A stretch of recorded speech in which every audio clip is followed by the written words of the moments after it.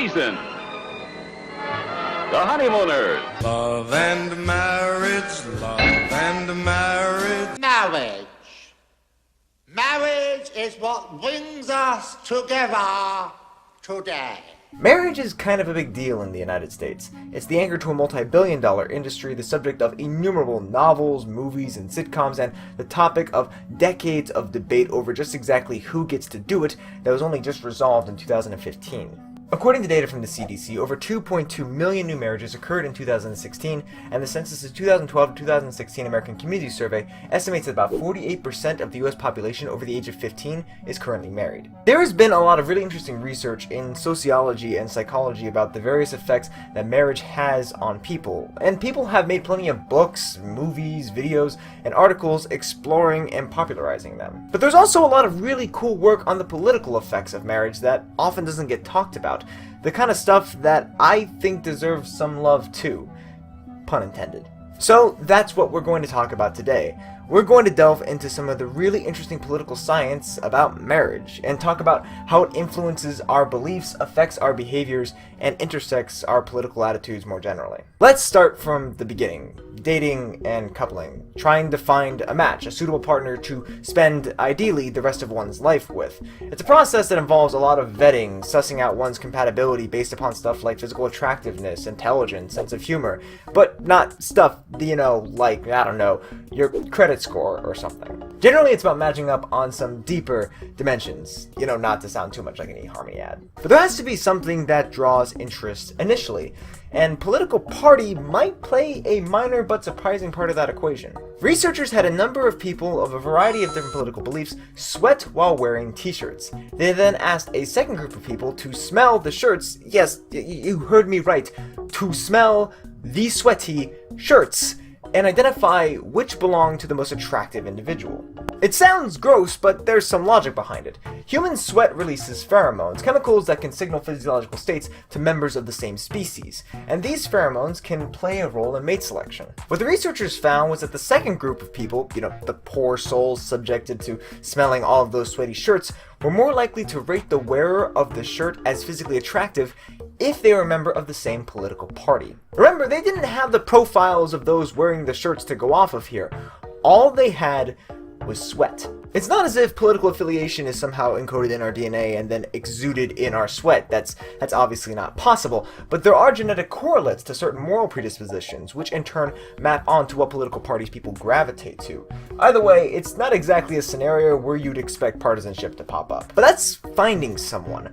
What about an enduring relationship? Making a marriage last.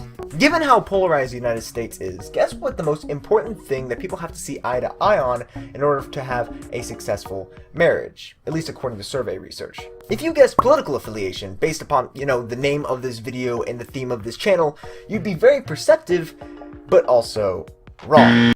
It's actually being on the same page regarding having kids and child rearing. You like that? We call that the old switcheroo.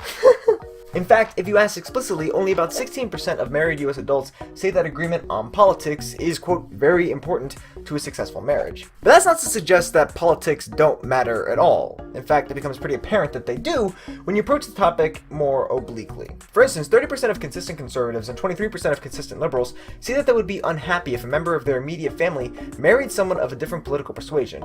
Now, most people in general insist that it wouldn't matter to them, but that supposed indifference doesn't explain why 77% of married couples share the same political party. So while it's not the most important thing, it also isn't something to sneeze at. But, unfortunately, no marriage truly lasts on this earth forever. Even excluding divorce, we are ultimately mortal and our unions are constrained by our mortality. Hence, this is why the vow includes "till death do you part," because sadly, death will come, and the two will part. And the death of a spouse can reap dramatic consequences on one's health and one's being, and these effects can transude into political behavior. When people get married, the less politically active spouse tends to increase their level of activity to better meet that of their partner.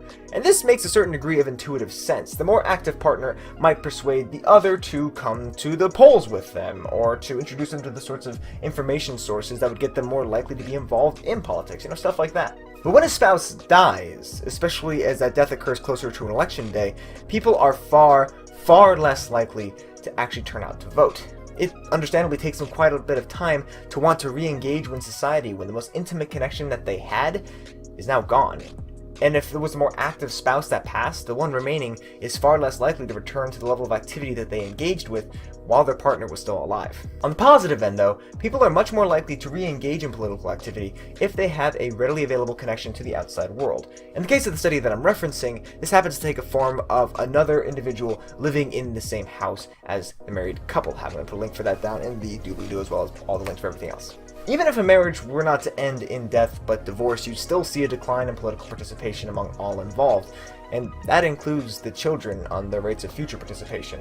On average, the likelihood of participating in politics, or at least voting, drops by about 10 percentage points if a divorce were to happen. But let's conclude with something happier, or at least something that most people consider to be happier.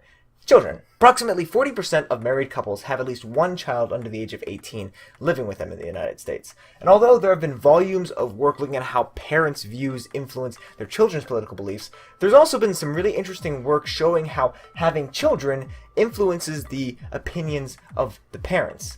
Specifically, how having daughters can influence the opinions of parents. Republican judges on the U.S. Court of Appeals with daughters have been shown to be more likely to decide cases in a more feminist fashion than if they were to only have sons. Having daughters increases the likelihood for members of Congress to vote more liberally on laws encircling reproductive rights, and people with daughters are more likely to vote for left-wing parties than those who only have sons. This isn't to say that having a daughter makes someone a liberal. That's not consistent at all with what the evidence shows, but it shows how having children, the thing that's arguably the biological urge responsible for the creation of marriage in the first place, can alter the political attitudes of parents. Spouses influence each other's views, influence their kids' views, and their kids influence the parents. Political socialization, in short, is hardly a one-way street. As to why I would decide to make a video about marriage, I don't know. Randomness? I can't think of a single reason why this topic would pop up in my brain.